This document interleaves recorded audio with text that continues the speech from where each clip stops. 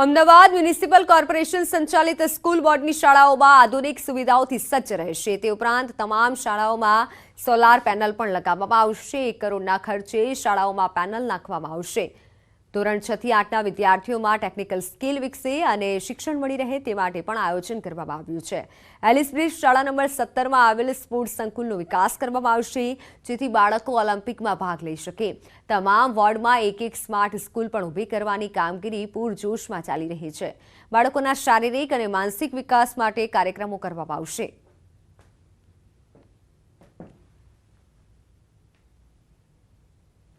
Corporation દ્વારા જે ઊભી કરવામાં આવેલ ખાનગી શાળાઓમાં પણ ન હોય એવી માળખાકીય સુવિધાઓ, ગુણવત્તાયુક્ત શિક્ષણ, ઉચ્ચ અને ઉચ્ચતમ લાયકાત ધરાવતા શિક્ષકો, વેલ ક્વોલિફાઈડ શિક્ષક, સર્વાંગી વિકાસ થાય એ તમામ આજના બજેટમાં લેવામાં આવેલ છે। 2036માં વર્ષમાં જે ઓલિમ્પિક અહીંયા આગળ અમદાવાદ શહેરમાં એનું આયોજન થવાનું છે, તો નગર પ્રાથમિક શિક્ષણ સમિતિ અમદાવાદનો વિદ્યાર્થી પણ તેની અંદર અત્યારથી જ જો ટ્રેનિંગ લઈને જો એ ત્યાં આગળ ભાગ લઈ શકે તેના માટેનો એક સત્તાધારી પક્ષે આ એક ખૂબ જ સારો નિર્ણય કર્યો છે કે એલિસ બ્રિજ શાળા નંબર 17 છે ત્યાં આગળ જે સ્પોર્ટ્સ સંકુલ અત્યારે પહેલા પ્રાઇમરી બનેલું છે તેને ફરી એક વખત ડેવલપ કરવાનું કામ કરવાના છે।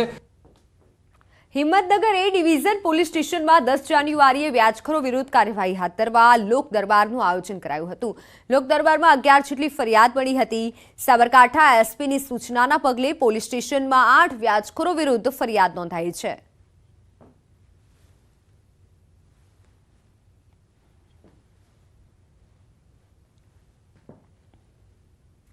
આર્થિક સંકળામણના કારણે વ્યાજખોર ઇસમોની ચુંગાલમાં ફસાઈ જતા લોકોને ડરાવી ધમકાવી હદ ઉપરાંતનું વ્યાજ વસૂલતા આવા વ્યાજખોરો સામે ભરૂચ પોલીસે લાલાક કરી છે। 5 વ્યાજખોરોની ધરપકડ કરી તેમની પાસેથી કાર અને ડાયરી સહિત મોબાઈલ પણ કબજે કરી તપાસ હાથ ધરી છે। જિલ્લા પોલીસ વડા ડોક્ટર લીના પાટીલ વિશેષ દ્વારા અને અભિયાન હાથ ધરી લોકદરબારના માધ્યમથી ભોગ બનેલ લોકોને આવા વ્યાજખોરો સામે ફરિયાદ માટે આગળ આવવા અપીલ કરવામાં આવી છે। જે બાદ મળેલ ફરિયાદોના આધારે જિલ્લામાં પોલીસ દ્વારા કોઈપણ લાયસન્સ વિના ઊંચા વ્યાજે નાણાં ધીરનાર કરનાર વ્યાજખોરો સામે કડક કાર્યવાહી હાથ ધરી છે।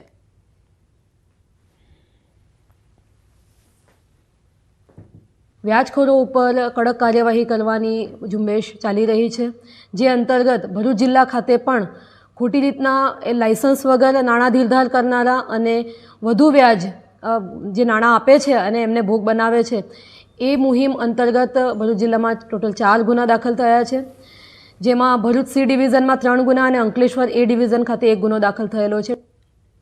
તો વડોદરાના માંજલપુરમાં લોક દરબારનું આયોજન કરવામાં આવ્યું। છેલ્લા 3 દિવસથી અલગ અલગ વિસ્તારમાં લોક દરબારનું આયોજન કરવામાં આવી રહ્યું છે। આજે યોજાયેલ લોક દરબારમાં પોલીસની અલગ અલગ 7 ફરિયાદ મળી આવી હતી। વડોદરા પોલીસ કમિશનરે જણાવ્યું કે વધુ માહિતી પોલીસ સ્ટેશન જઈ લેવામાં આવશે। જરૂર જણાશે તો ગુનો પણ દાખલ કરવામાં આવશે, જ્યારે વ્યાજખોરો વિરુદ્ધ કડક કાર્યવાહી કરવામાં આવશે।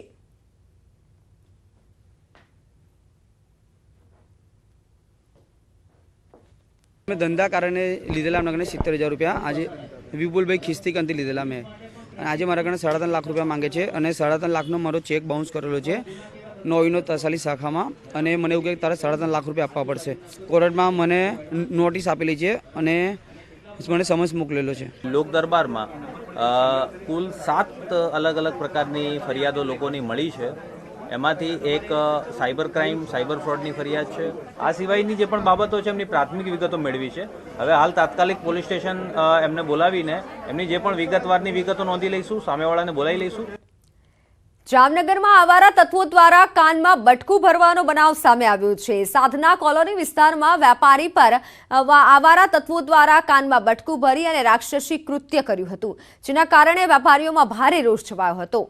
ઇજાગ્રસ્તને હોસ્પિટલમાં ખસેડવામાં આવ્યા હતા, જ્યાં મોટી સંખ્યામાં વેપારીઓ અને સ્થાનિકો એકત્રિત થયા હતા।